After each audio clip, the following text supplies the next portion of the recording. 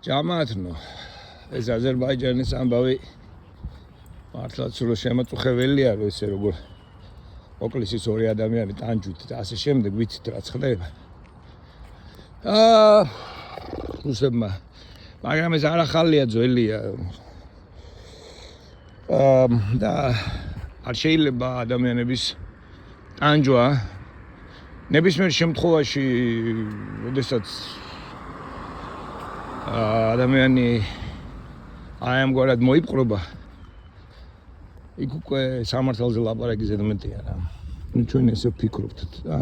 ესე აზროვნებს თანამედროვე ადამიანი იცით რა არის ნებისმიერი ტანჯვა ჩვენ ვიცით მაგალითად თუნდაც ბიბლიიდან რომ აი როდესაც ადამიანმა იქ ვაშლი შეჭამა ის გამოიდევნა და დატრიალდა ესეთი უბედურობა ხო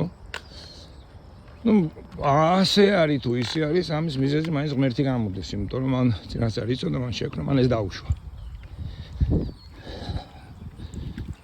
დიახ თქვა ადამიანის სამართლიდან დაისაჯა და ვიჯებით თქვა ჩვენც ხო იმის და გამო რასაც ჩავდივართ რასაც ვფიქრობთ morning რასაც ვფიქრობთ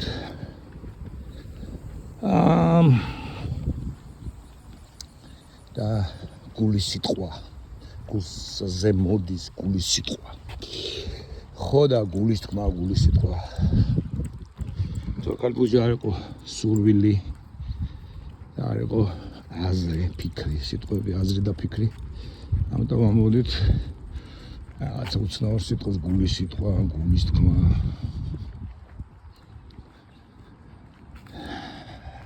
შინაგანი გონება სინდისისთვის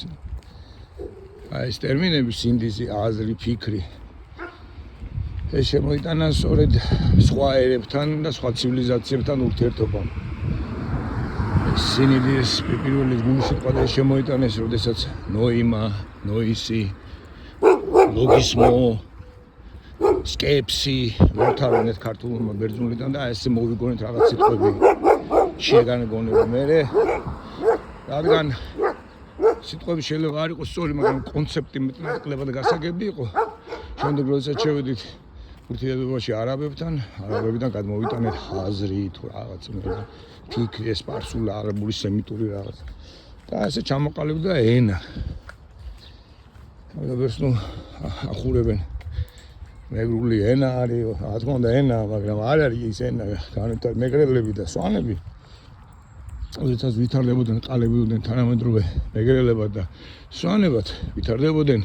იმ ენის განვითარების წიაღში და განვითარებასთან ერთად და პროცესისას რომელიც ენას დღეს ქვია ქართული რომელსაც თავისუფლად შეიძლება ქვევოდა იბერიული და თავისუფლად შეიძლება ქვევოდა რაღაც იბერო ჭანური ან რაღაც გავსი რა და ერქვა ქართული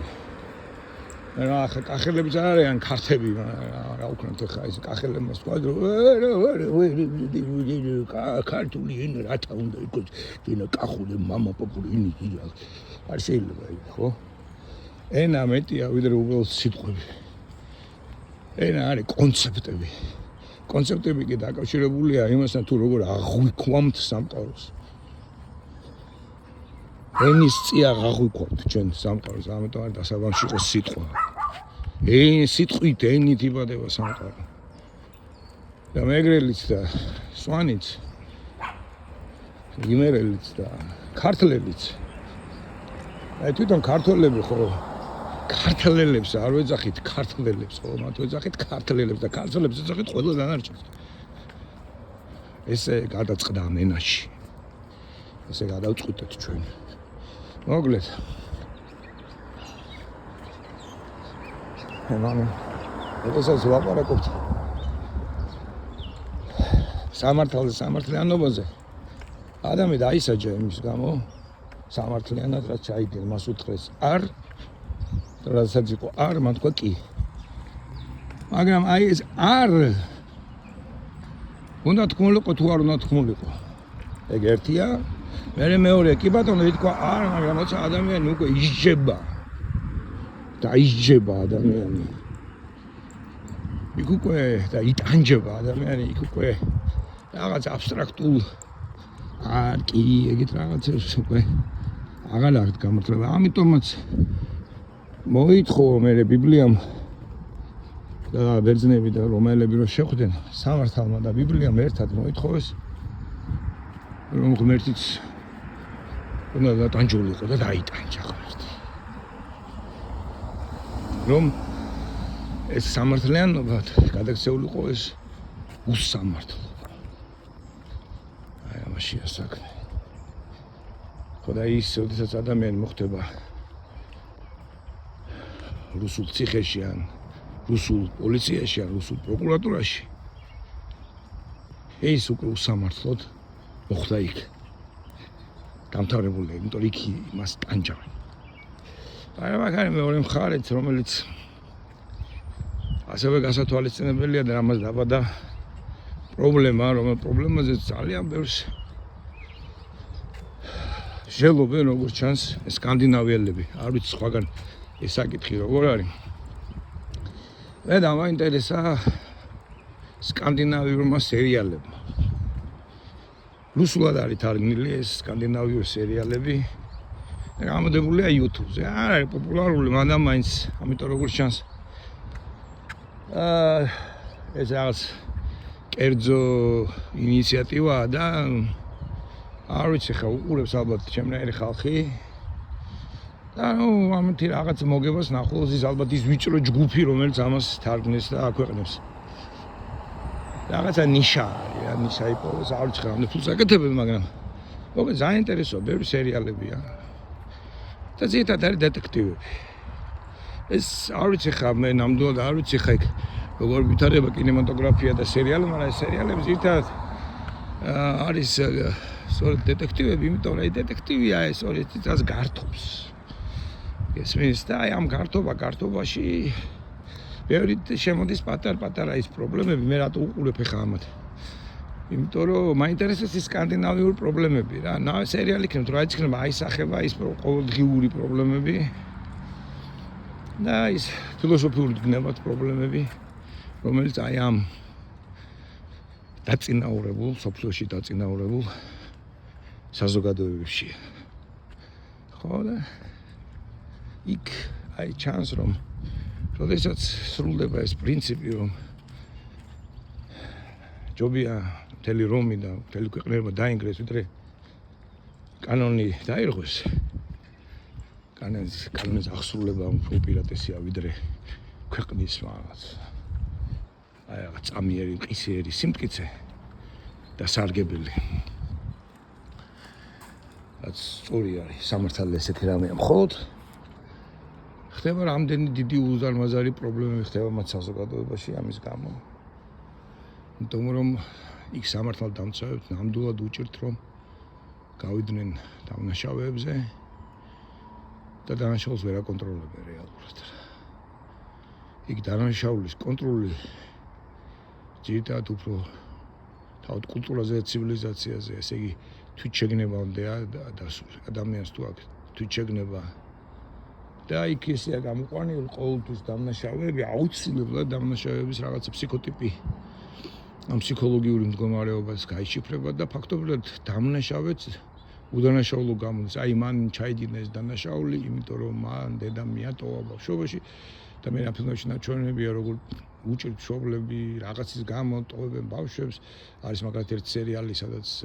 პატარა ბავშვებს მთლიანად სერიალი ეთმობა ერთ-ერთი ძირითადი თემა სწორედ ამაშია, რომ იქ პატარა ბავშვის კვლელობაზეა რა, იქ სიკვდილზეა. პატარა ბავშვი როგორ პატარა ბავშვს როგორ კლავენ დედები, მშობლები, ნეებით, უნებლიეთ და ასე შემდეგ. ხო და ესე იგი ეს სერიოზული პრობლემაა. მაგალითად თუ რუსეთში და საქართველოში დგას საკითხი რომ აი ესე რომ აი ადამიანებს ტანჯავენ, კლავენ, ცემენ, ურტყავენ, სამართლო ციხეში უშვენ აგერ ხა მარიხუანას გამო მოიფიქრეს რაღაც იდიოტიზმი რა შეიძლება. ლეგალიზაცია იმის მაგალითად რომ ლეგალიზაცია მოხდეს აქ ამერიკაშიც და ყველგან ნარკომანტიკების და თვითონ მე გაჩნდებიან საავადმყოფოების და ყველაფერი აგერ მარიხუანა დარტეს და ცარიელებია მაღაზიები კანტიკუნტად შედიან ხალხი ყოველ შემთხვევაში უფრო მეებში დაიყიდება აბსოლუტურად სუფთა და არა სხვადასხვა სახის მარიხუანა პირდაპირ გეუნებიან გიწევენ რეკომენდაციას რა გინდა როგორ გინდა და ასე შემდეგ და ხალხი თავიდან რომ რიგები იდგა ეხლა საერთოდ აღარ დგას იქ რიგები ჩავივლით ამოვლი მანქანა და ვხედავ რომ ადრე რიგები გარეთ გამოდიოდა ხოლმე ეხლა რაღაცა გვერდზე მაღაზიებიც საჩვეულებრივი და ვხედავ რომ სანამ მე იქ რაღაცას ვიყიდი და არ ვიყიდი და რაღაცა გვერდზე მაღაზიებში ამ გავარი ის არის აქ ჯიმიც არის უყურებ ხოლმე კანტიკუნტად შედი არა და რიგები იდგა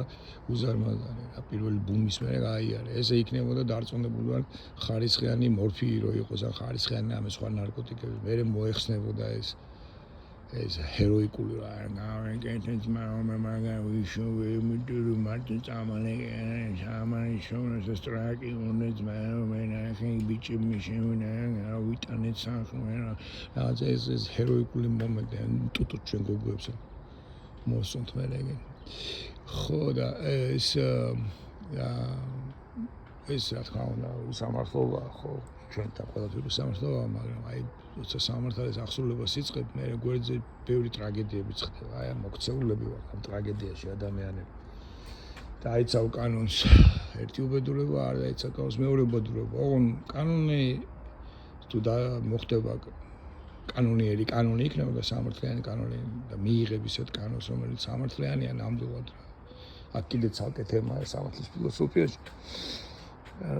სამართლიანობა წინ არის თუ სამართალი არის პოზიტიური სამართალი რომელსაც სამართლიანობა არ აინტერესებს და ასე შემდეგ რა იაგოს უთხარით და წაგიკითხავთ ლექციას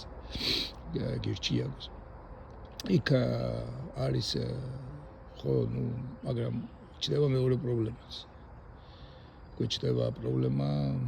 ხო მაგრამ სამართლიანობა და სამართალი ხელჩაკიდებული თუ არიან იქ საზოგადოება ხდება ისეთი საზოგადოება